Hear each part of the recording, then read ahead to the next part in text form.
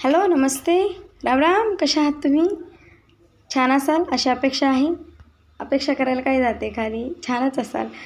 तर चला आपण सीटेटचा अभ्यास करत आहोत. सीटेटबद्दल बरंच काही जाणून घेतलं आहे. आतापर्यंत आपण मराठी पॅडागॉजीचे जवळपास 3 लेक्चर 3 सेशन संपवलेले आहेत आणि हिंदी पॅडागॉजीचे सुद्धा 4 संपवलेले आहेत. तर सीटेटची आपण एक प्रामाणिकपणे व्यवस्थित तयारी करून घेत आहोत. तुम्ही माझ्यासोबत तयारी करत आहात. माझी पेपर क्लिअर असूनसुद्धा मी तयारी करत आहे आणि तुम्ही पेपर तुमचा क्लिअर करायचा आहे म्हणून तुम्ही तयारी करत आहात. तर छान असं कॉम्बिनेशन आहे अभ्यासाचं. आणि एक आनंदाची बातमी आहे की महाराष्ट्राची जी TIIT आहे ती आता अरेंज होत आहे. फेब्रुवारीमध्ये महाराष्ट्राची जी TIIT म्हणजे शिक्षक अभियोगिता बुद्धिमत्ता चाचणीचं आयोजन महाराष्ट्र शासनाकडून करण्यात येणार आहे. असं परिपत्रक निघाले म्हणजे ती होणारच आहे. तर आपल्यासाठी एक सोने पे सुहागाच असं म्हणावं लागेल. एक सुवर्ण संधी आहे. तुम्ही जर सीटेट क्लिअर केली, सीटेट पास झालात तर तुम्ही TIIT द्यायला पात्र ठराल. तर त्याच्यासाठी एक छान चान्स आहे. म्हणतात ना, मौका भी है और दस्तूर भी है, तो खेळणे में क्या मजा ही आता है. तो असं एक सध्या असं आहे. संधी तुमच्या हातून आणखी नाही गेली नाही. तुम्ही सीटेट पास होऊ शकता चांगल्या मार्कानं आणि नंतर तुम्हाला सीटेट पास झाल्यानंतर उत्तम अशी TIITमध्ये जर तुम्ही सिलेक्ट झालात तर छान नोकरी मिळू शकते. तर असो, हे आहे एक छोटीशी इन्फॉर्मेशन. आणि महत्त्वाचं काम आहे हे जे कंटेंट काढणं, हे नोट्स काढणं. मी हा जो वेळ देते तर याचं एक काहीतरी चांगलं कार्याला लागू द्या. याच्यासाठी टीचिंग विथ पॅशनला लाईक, शेअर आणि सबस्क्राईब करा. तुमच्या मित्रमैत्रिणीपर्यंत हा जो व्हिडिओ आहे तो स्प्रेड करा की जेणेकरून त्यांनाही या व्हिडिओची मदत होईल आणि तेही त्यांची सीटेट आहे तर चांगल्या पद्धतीनं ते पास करतील. तर आपण शिक्षण सहाय्यक सामग्री बघत आहोत. पण याच्यापूर्वी बरीचशा ज्या कन्सेप्ट आहेत मराठी पॅडागॉजीच्या त्या संपवलेल्या आहेत. आत्तापर्यंत मला तरी ऑब्झर्वेशनमध्ये नाही आलं किंवा मी खूप शोधलं तरी मला नाही मिळालं की सीटेटच्या ज्या नोट्स आहेत मराठी पॅडागॉजीच्या त्या कुठेच अवेलेबल नाही. त्या ज्या नोट्स आहेत तर या नोट्स मी खूप बराच काही तयारी करून या नोट्स मी काढलेल्या आहेत आणि तुमच्यासमोर या प्रेझेंट होत आहेत. म्हणजे तुम्हाला हे आयतं एक असं बनी बनाई रोटी म्हणता येईल इतकं छान कंटेंट तुम्हाला मिळत आहे. नक्कीच त्याचा फायदा घ्या आणि नक्कीच अभ्यास चांगल्या पद्धतीने करा. तर सगळ्यात पहिलं आपली जी शिक्षण सहाय्यक सामग्री आहे. शिक्षण सहाय्यक सामग्री म्हणजे काय? भाषा शिक्षणाचे महत्त्व व आवश्यकता. आता भाषा शिक्षणाचे महत्त्व काय आहे? शिक्षण सहाय्यक सामग्री काय आहे आणि का गरज आहे शिक्षण सहाय्यक सामग्रीची? म्हणजे फक्त शिकायचं जर असेल तर सहाय्यक सामग्रीची आवश्यकता पडते का? बरेच प्रश्न आहेत. भाषा शिक्षणाचे महत्त्व व आवश्यकता. भाषा आहे तर भाषेचं शिक्षण का आवश्यक आहे? आजूबाजूला आपल्या जे काही नॉलेज आहे ते सगळं भाषेच्या रूपामध्ये आहे. बरेच पुस्तकं असतील, कादंबऱ्या असतील किंवा लेख असतील किंवा जे पुस्तकी ज्ञान आहे ते सगळं कशाच्या याच्यामध्ये आहे तर ते पूर्ण पुस्तकाच्या स्वरूपामध्ये आहे. तर मग आपल्याला जर ते वाचायचं झालं असेल तर आपल्याला काय हवं आहे? तर आपल्याला कुठल्या तरी भाषा अवगत असायला हवी. त्याच्याशिवाय आपण कुठलंही पुस्तक वाचू शकणार नाही किंवा कोणतंही ज्ञान आपण मिळवू शकणार नाही. तर त्याच्यासाठी हे जे भाषा शिक्षणाचं महत्त्व पटवून देण्यासाठी काय आहे तर आपल्याला भाषेची आवश्यकता आहे. आजूबाजूचं ज्ञान, आजूबाजूची परिस्थिती, आजूबाजूच्या संकल्पना अभ्यासण्यासाठी आपल्याला भाषेची आवश्यकता असते. हे झालं एक मेन कारण. त्याच्यानंतर आहे एक ज्ञानात्मक कारण आहे. ज्ञानात्मक कारण म्हणजे काय? ज्ञान मिळवले, ज्ञान आत्मसात करणे. ज्ञान मिळवणे, आजूबाजूला जे ज्ञान आहे पुस्तकाच्या स्वरूपात, कादंबरीच्या स्वरूपात, प्रयोगाच्या स्वरूपात, प्रत्येक गोष्ट जी ज्ञान आहे बुकमध्ये रिटन आहे तर ती वाचायची झाली तर भाषेची आवश्यकता आहे. दुसरं कौशल्यात्मक कारण. आता कौशल्यात्मक कारण म्हणजे काय? ऐबोपाली. ऐबोपाली म्हणजे काय तर ऐकणे, बोलणे आणि वा आहे वाचणे आणि लिहिणे. म्हणजे ते थोडंसं मध्यंतरी रेष झाली तर ते वाटते. ऐबोवाली म्हणजे काय? ऐकणे, बोलणे, वाचणे आणि लिहिणे. ही आहे आपली नैसर्गिक पद्धती कशाची? भाषा शिकायची. आणि तिसरं एक कारण आहे रसात्मक कारण. आता आवड आहे. आवड, रुची, इंटरेस्ट असला तरच आपल्याला काय एखाद्या अभ्यासाबद्दल, एखाद्या शिक्षणाबद्दल, एखाद्या पुस्तकाबद्दल जर आपल्याला आवड असेल तरच आपण काय करू शकू? ते वाचू शकू. त्याच्यासाठी आवड निर्माण करण्यासाठी सुद्धा भाषेची आवश्यकता आहे. जर एखादी भाषा म्हणजे न कळणारी भाषा असेल आणि तिच्यामध्ये जर एखादं खूप उत्तम ज्ञान जरी असेल आणि ती भाषा जर अवगत नसेल तर त्या ज्ञानाचा काही उपयोग होत नाही. म्हणजे काय आहे तर रसात्मकता, आवड निर्माण होण्यासाठी, इंटरेस्ट क्रिएट होण्यासाठी पण काय आहे तर भाषा आवश्यक आहे. त्याच्यानंतर आहे सृजनात्मकता. सृजनात्मकता म्हणजे काय, क्रिएटिव्हिटी. जर जे काही आहे आजूबाजूला किंवा आपल्याला जे नवीन काहीतरी निर्माण करण्याचा जो प्रयत्न आहे त्याच्यासाठी पण भाषा खूप महत्त्वाची आहे. जर भाषा नसेल तर आपण आपलं म्हणणं कुठे मांडू शकणार नाही, इतरांचं म्हणणं आपल्याला समजणार नाही, आपले विचार दुसऱ्यांना कळणार नाहीत, दुसऱ्यांचे विचार आपल्याला कळणार नाहीत. त्याच्यासाठी भाषा खूप महत्त्वाची आहे. भाषासाठी एक जी आवश्यकता आहे भाषा शिक्षणाची ती अत्यंत महत्त्वाची आहे. शिक्षण सहाय्यक सामग्री व तिची आवश्यकता. तर भाषेची आवश्यकता आहे माहीत आहे, आपल्याला कळालं. मग आता शिक्षण सहाय्यक सामग्रीची आवश्यकता काय आहे, तर 3 पद्धतीचे लोक असतात. एक तर ऐकून शिकणारे, दुसरे पाहून शिकणारे आणि तिसरे क्रिया करून शिकणारे. ऐकून शिकणारे 65% आहे, तर 65% लोकांना ऐकून आणि बघून म्हणजे दृश्यश्रव्यात्मक ते शिकतात आणि 30% लोकांना पाहून एखादी गोष्ट पाहिल्यानंतर ती समजते, ती शिकतात आणि 5% लोक आहेत 5% त्यांना एखादी क्रिया करून दाखवल्यानंतरच त्यांना ती समजते. आपण पुढे जाऊया. IMP आणि खूप महत्त्वाचं आहे. दृश्यात्मक म्हणजे काय, तर व्हिज्युअल जे लोक आहेत ते 65% आहेत. या ज्या आजूबाजूचा परिसर, आजूबाजूची जी ह्युमन बिईंग्स आहे याच्यामध्ये 65% लोकांना काय आहे, तर ते दृश्यात्मक म्हणजे व्हिज्युअल्स आहेत, ते बघून त्यांना समजतात त्या गोष्टी. ज्ञान असेल, कुठली एखादी कन्सेप्ट असेल. त्याच्यानंतर दुसरं आहे श्रव्यात्मक म्हणजे 30% म्हणजे 30% लोकांना ऐकून काही गोष्टी कळतात. व्हिज्युअल आहे ते, ऑडिटरी आहेत ते.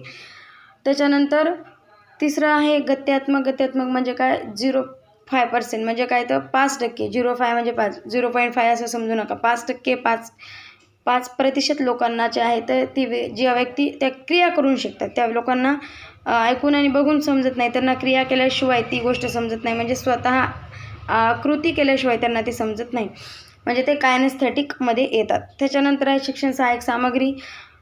महत्त्वाचं आहे, भाषेचा कोणताही पाठ शिकवण्यासाठी ज्या शिक्षण सहाय्यक सामग्रीचा उपयोग होतो त्याला शिक्षण सहाय्यक सामग्री असे म्हणतात. भाषेचा कुठला एखादा पार्ट असेल तर तो शिकवण्यासाठी जी सामग्री वापरात येते तिला काय म्हणतात, तर शिक्षण सहाय्यक सामग्री असे म्हणतात. आता ह्या ज्या बऱ्याच लाईन्स आहेत, तुम्हाला वाटत असेल खूप थेअरी मोठी झाली, पण ही थेअरी जर वाचली तर बऱ्याच संकल्पना क्लिअर होतात आणि बरेच प्रश्न सोडायला आपल्याला मदत होते. शिक्षणाचा मुख्य उद्देश मुलांचे विद्यार्थ्यांचे अध्ययन म्हणजे शिक्षण हा आहे. जर शिक्षणाचा मुख्य उद्देश काय आहे तर तो म्हणजे मुलांचे विद्यार्थ्यांचे अध्ययन किंवा शिक्षण हा आहे, अध्ययन आहे.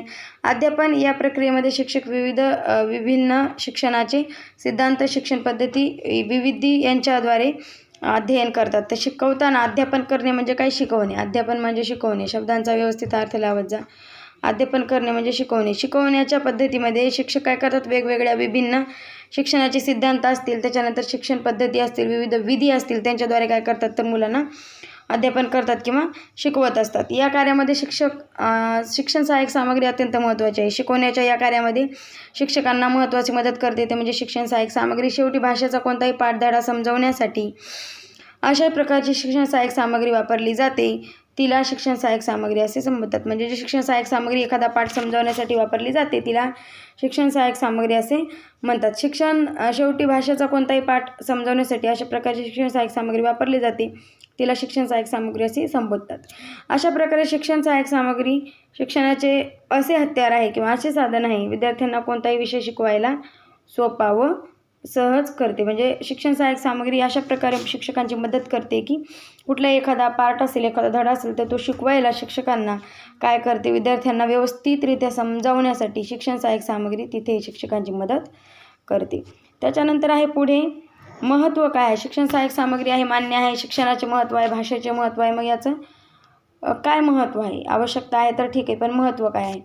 शिक्षणाला प्रभावी बनवते, ज्ञानाला स्थिर बनवते. शिक्षणाला जे आहे शिक्षण सहाय्यक सामग्री काय करते, तर शिक्षणाला प्रभावी बनवते आणि ज्ञानाला स्थिर बनवते. आता ज्ञानाला स्थिर बनवणे म्हणजे काय, जो माइंड आहे, जो माइंडसेट आहे, जो दिमाग आहे, त्याच्यामध्ये एक स्कीमा असतो आपल्या, जो आपण सायकोलॉजीमध्ये अभ्यासलेलाच आहे. तर त्याच्यामध्ये काही गोष्टी आपल्या फिट होत असतात, म्हणजे स्कीमामध्ये फिट होत असतात, त्या तिथे कॅच होत असतात आणि काही काळानंतर विसरून पण जात असतात.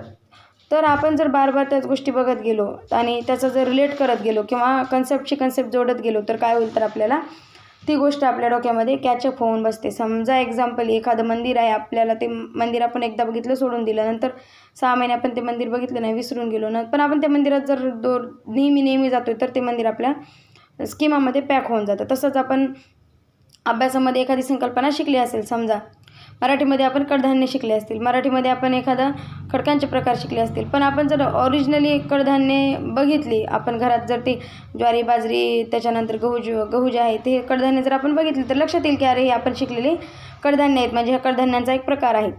तर तिथं ज्ञान ते स्थिर होतं. त्याच्यानंतर एखादा जर आपण खडकांचा प्रकार शिकवत असू आणि खडक जर एखाद्या नदीवर किंवा मग एखाद्या बंधाऱ्यावर मुलांनी ते खडक बघितलं, त्यांच्यातील संकल्पना परत काय होते, रिपीट होते. आपण याच्या पूर्वीच्या व्हिडिओमध्ये बघितलं होतं, ज्ञानाचं रिपिटेशन महत्त्वाचं आहे. काय झालं पाहिजे, परत परत अवलोकन झालं पाहिजे, परत परत रिपिटेशन झालं पाहिजे, तेव्हा ते ज्ञान काय होतं, स्थिर होतं. तर भाषा शिक्षणाचं महत्त्व तेच आहे की शिक्षणाला प्रभावी बनवण्यासाठी आणि ज्ञानाला स्थिर बनवण्यासाठी भाषेच्या स्वरूपामध्ये बरंच काही ज्ञान आहे, तर ते काय करतात, आपल्याला मदत करतं. आणि त्याच्यानंतर जी शिक्षण सहाय्यक सामग्री आहे ती आपल्या जे डोक्यामध्ये ज्ञान आहे किंवा आपण जे शिकले त्याला स्थिर बनवते, बार बार आपल्याला ती गोष्ट समजावते. म्हणजे जर आपण ओरिजिनल पृथ्वीचा म्हणजे आपण पृथ्वीचा अभ्यास करत असून आपण पृथ्वीची जर आकृती बघितली किंवा आपण पृथ्वीचं जर आपल्या ऑफिसमध्ये वगैरे ठेवलेलं पृथ्वीचं जे चित्र आहे ते बघितलं, तर आपल्या डोक्यात ते स्थिर होतं की पृथ्वी आहे आणि याच्यामध्ये अशा प्रकारे 7 खंड आहेत. पुढे जाऊ आपण. जटिल व सूक्ष्म ज्ञान सरळ व सहज समजायला मदत करते. म्हणजे जटिल आणि जे सूक्ष्म ज्ञान आहे ते समजायला काय करते, तर शिक्षण सहाय्यक सामग्री मदत करते. एखादा व्हायरस असेल, एखादा विषाणू असेल, विषाणूबद्दल मुलांना काहीच ज्ञान नसेल, तर तो विषाणू समजायला आपल्याला काय करते, तर हा जो एखादा विषाणूचं जर चित्र दाखवलं त्यांना, तर मुलांना काय ते जटिल ज्ञान किंवा अवघड संकल्पना सरळ आणि साध्या समजायला मदत होते. असं जर एखादा चार्ट घेऊन मिस वर्गात आल्या तर मुलं कुतूहलाने त्या मॅडमकडे बघतात की आज मिस काहीतरी नवीन घेऊन आल्यात. म्हणजे काय होतं, तर त्या मुलांना नाविन्य वाटतं त्याच्यामध्ये. म्हणजे काय होतं, तर जटिल व सूक्ष्म सरळ संकल्पना समजायला सोप्या जातात. त्याच्यानंतर विद्यार्थ्यांना अनुभव मिळतो व ज्ञानाला तो स्थिर बनवतो. साहजिक विद्यार्थ्यांना अनुभव मिळाला तर काय होतं, तर ज्ञानाला तो स्थिर बनवतो, म्हणजे त्यांच्या डोक्यामध्ये ती गोष्ट सेव राहते. त्याच्यानंतर विद्यार्थी शिकण्याच्या प्रक्रियेमध्ये सक्रिय राहतात. विद्यार्थी जे आहेत तर ॲक्टिव्ह राहतात, सक्रिय राहतात. जर नुसतं त्यांना आपण सांगत गेलो, ज्ञान भरत गेलो त्यांच्या डोक्यात, तर त्यांना ते समजत नाही. पण आपण जर ते ज्ञान त्यांच्यापुढे प्रेझेंट केलं, फॉर एक्झाम्पल आपण जर कुतूहलाने त्यांना चौकोन त्रिकोणाच्या आकृत्या बनवून आणून दाखवलं, तर मुलं रिलेट करतात त्याच्याशी, हातात घेऊन बघतात त्याला आणि ज्ञानेंद्रियांचा विकास होतो त्यांच्या. म्हणजे ते काय करतात, तर त्याला हात लावून बघतात, त्याला महसूस करतात, म्हणजे अनुभवतात की याचा आकार कसा आहे, गोल आहे, ट्रायंगल आहे, त्याच्यानंतर मग चौकोन कसा आहे, आयत कसा आहे.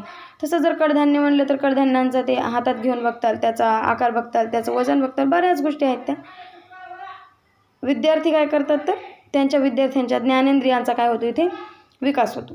त्याच्यानंतर स्वतः काम करणे, आत्मनिर्भर, म्हणजे आपण हे आताच बघितलं, ज्ञानेंद्रियांचा विकास होतो. विद्यार्थी स्वतः काम करतात आणि स्वतः काय होतात, स्वनिर्भर किंवा आत्मनिर्भर होण्यासाठी ते काय करतात, त्यांचा विकास होतो. तर आत्मनिर्भर होणे किंवा स्वनिर्भर होणे म्हणजे काय, तर बऱ्याच गोष्टी आहेत त्या स्वतः करून पाहणे, स्वतः ॲक्टिव्हिटी करून पाहणे आणि स्वतः आत्मनिर्भर होणे. म्हणजे एखादी गोष्ट क्रिएटिव्हिटी जर करून समजावली तर ती लगेच समजते. त्याच्यानंतर विद्यार्थ्यामध्ये उत्सुकता निर्माण होते. एखादी गोष्ट आहे, एखादं नॉलेज आहे, एखादं ज्ञान आहे, नुसतं त्यांच्या डोक्यात भरवत गेलो किंवा पुस्तकी वाचवत गेलो, तर त्यापेक्षा त्यांना जर आपण ते दाखवलं तर त्यांच्या डोक्यामध्ये काय होतं, तर त्या गोष्टीबद्दल मनामध्ये कुतूहल निर्माण होतं आणि उत्सुकता निर्माण होते त्यांच्या विचारामध्ये की हे नेमकं काय आहे. त्याच्यानंतर आहे पुढची संकल्पना, ती म्हणजे शिक्षण सहाय्यक सामग्रीचे प्रकार. आता शिक्षण सहाय्यक सामग्री आहे, तिचे प्रकार आहेत. 3 प्रकारची शिक्षण सहाय्यक सामग्री आहे. एक आहे दृश्य सामग्री.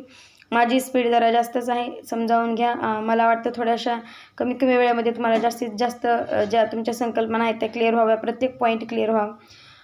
दृश्य सामग्री आहे. दृश्य सामग्री म्हणजे काय, तर व्हिज्युअल एड्स म्हणजे ते की ज्या मुलांना ऐकायला समस्या आहे त्यांच्यासाठी व्हिज्युअल एड्स वापरल्या जातात. फॉर एक्झाम्पल शामपट्ट म्हणजे फळं आहे, ब्लॅकबोर्ड आहे, म्हणजे त्यांच्यासाठीच वापरल्या जातात असं नाही. पण ह्या ज्या सामग्री आहेत किंवा हे जे साहित्य आहे ते बघण्याच्या साहित्यामध्ये येतं. त्याच्यामध्ये शामपट्ट म्हणजे आपला फळा किंवा ब्लॅकबोर्ड आहे, मानचित्र म्हणजे फोटो आहे, चार्ट आहे. त्याच्यानंतर फिल्म स्ट्रिप प्रोजेक्टर आहे. म्हणजे आता फिल्म स्ट्रिप प्रोजेक्टर आता थोडंसं कालबाह्य झालं आहे म्हणा, पण सध्या इथे अवेलेबल आहे. त्याच्यानंतर आहे OHP म्हणजे ओव्हरहेड प्रोजेक्टर आणि त्याच्यानंतर वर्तमानपत्र. हे काय आहे, तर व्हिज्युअल किंवा दृश्य सामग्री आहेत. जे कशाचे आहे, तर शिक्षण सहाय्यक सामग्रीचे दृश्याचे एवढे उदाहरण आहेत.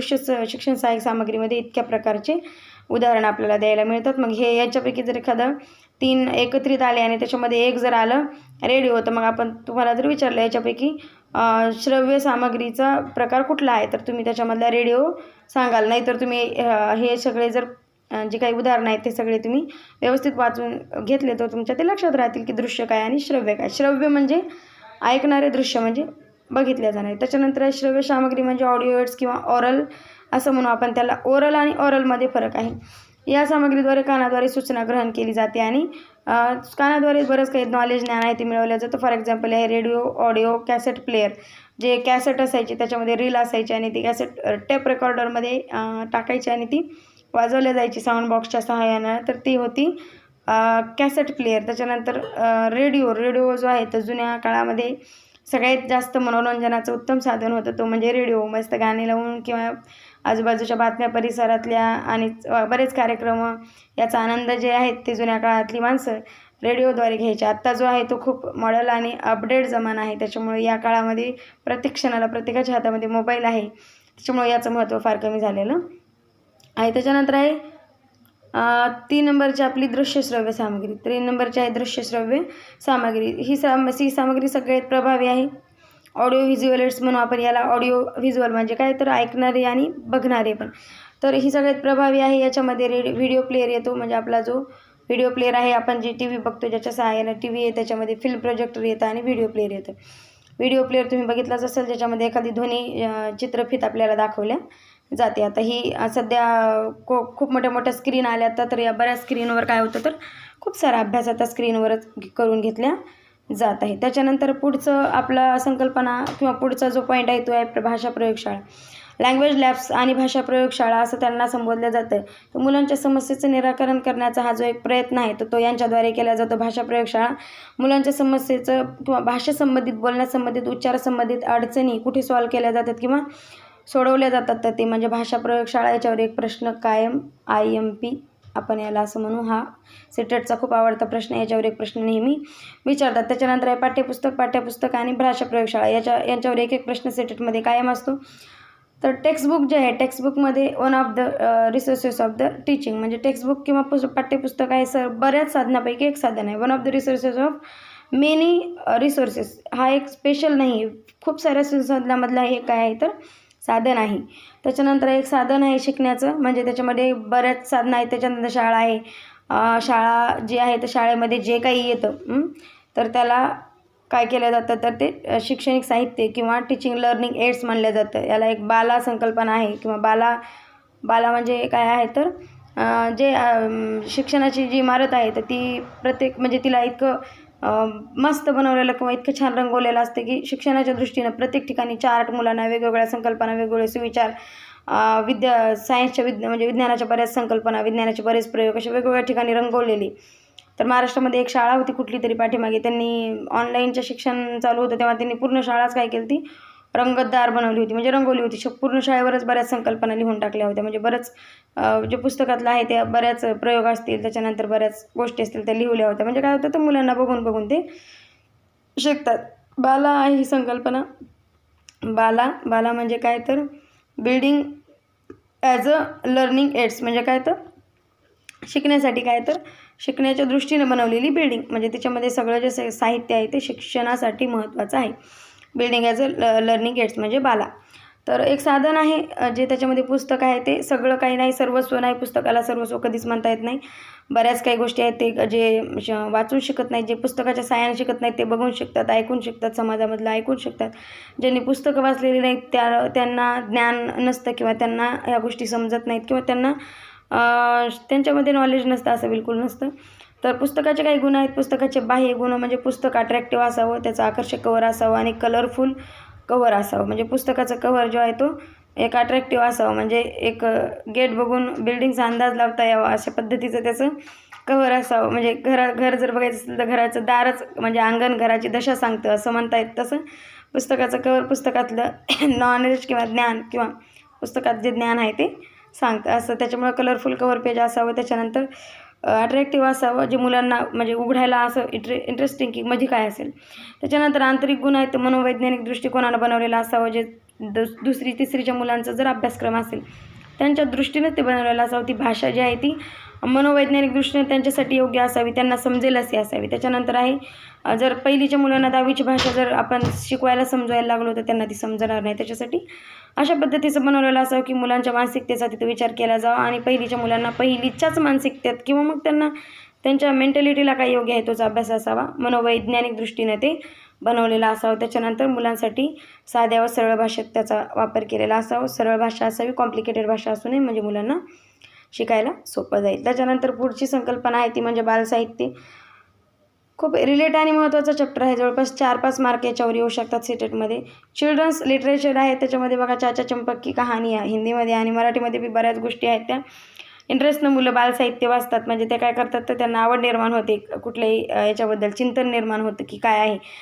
कथा म्हणजे एखादी छोटीशी गोष्ट जर वाचली त्यांनी तर बऱ्याच गोष्टी आहेत, वाघाची, उंदराची, कोल्ह्याची, अशा लांडग्याची, खूप अशा गोष्टी आहेत, धूर्त कोल्हा येऊन ते. तर त्या गोष्टी जर मुलांनी वाचल्या तर त्यांना कुतूहल निर्माण होतं, कल्पना निर्माण होते की असा कोल्हा होता, आजीबाई अशी होती, बोरं असे होते. म्हणजे ह्या ज्या गोष्टी आहेत ते रिलेट करतात त्यांच्या ते माइंडसेटमध्ये आणि त्यांना आवड निर्माण होते. त्याच्यासाठी बालसाहित्य किंवा चिल्ड्रन्स लिटरेचर महत्त्वाचं आहे. आता हे चिल्ड्रन्स लिटरेचर जे आहे तर ते रेकॉर्डिंगमध्ये सुद्धा आपल्याला उपलब्ध आहे, म्हणजे ऑडिओ व्हिडिओमध्ये सुद्धा उपलब्ध आहे. क्रिया सहाय्यक सामग्री आहे. त्याच्यानंतर क्रिया सहाय्यक सामग्री म्हणजे काय, क्रिया करून शिकणे. क्रिया करून शिकणे कोणत्या पद्धतीचं आहे तर ते म्हणजे काय, याद्वारे प्राप्त ज्ञान वास्तविक असते. फॉर एक्झाम्पल प्रयोग करून शिकणे, नव्या नव्या वस्तूचं ज्ञान नवीन शिकायला मिळतं, मुलांना वैयक्तिक अनुभव मिळतो. त्याचं एक महत्त्वाचं उदाहरण आहे ते म्हणजे ट्रिप आयोजित करणे किंवा सहलीला जाणे. सहलीला गेल्यानंतर आपण जर खडकांचे प्रकार त्यांना समजावले तिथे जाऊन तर ते, किंवा नदीचं पात्र कसं असतं, नदीमध्ये जे पाणी वाहतं त्याची दिशा कशी असते, नदीचा प्रवाह कसा असतो, नदीच्या दोन्ही बाजूच्या टेकड्या कशा असतात, नदीच्या पाण्याच्या दिशेचा म्हणजे नदीच्या पाण्याचा वेग कसा असतो, हे जर आपल्याला समजवायचं झालं, नदीमध्ये खडकाचे कुठले प्रकार असतात, तर आपल्याला त्यांना ट्रिपला नेलं आणि तिथे जर मुलांनी ती शैक्षणिक सहल काढतात दरवर्षी बऱ्याच शाळा, तर तिथे जर त्यांनी ती अनुभवलं तर ते काय होतं तर त्यांचं वास्तविक ज्ञान होतं, किंवा ते प्राप्त ज्ञान त्यांना काय असतं, वास्तविक म्हणजे ओरिजिनल त्यांनी ते बघितलेलं असतं. त्याच्यानंतर क्रिया सहाय्यक सामग्रीमध्ये बऱ्याच गोष्टी येतात. त्याच्यामध्ये तुम्ही फिल्म ट्रिप एखादी, त्याच्यानंतर एखादा गॅदरिंग आयोजित करणे, गॅदरिंगमध्ये एखादा प्रसंग रेखाटणे, ते पण एका क्रिया करून दाखवण्याचं उदाहरण आहे. त्याच्यानंतर कडधान्य हे काय म्हणतात त्याला, सायन्स एक्झिबिशन म्हणजे विज्ञान प्रदर्शन भरवलं. विज्ञान प्रदर्शनामध्ये सुद्धा मुलांना काय होतं तर स्वतःहून अनुभव येतो कुठल्याही गोष्टीचा. एखादा प्रयोग असेल त्या प्रयोगाचा त्यांना अनुभव येतो. प्रयोग बघितल्यानंतर त्यांच्यामध्ये चैतन्य जागृत होतं. तर हे होते आपल्या काही क्रिया करून सहाय्यक सामग्री, म्हणजे क्रिया करून जे शिकण्यात येतं त्यांना क्रिया सहाय्यक सामग्री असं म्हणतात. शेवटची आणि महत्त्वाची एक संकल्पना किंवा एक आपण पॉईंट बनवतो म्हणजे मल्टीलिंग्विलिझम किंवा बहुभाषिकता. ऑब्वियसली भारत हा एक म्हणजे बहुभाषिक देश आहे. जाती धर्माचे, परंपरेचे, वंशाचे लोक या भारत देशामध्ये राहतात. साहजिक आहे, प्रत्येकाचा धर्म, प्रत्येकाची भाषा, प्रत्येकाची बोलण्याची पद्धती, राहण्याची, वागण्याची, सगळं काही वेगळं आहे. इथं डिफरन्सेस आहेत.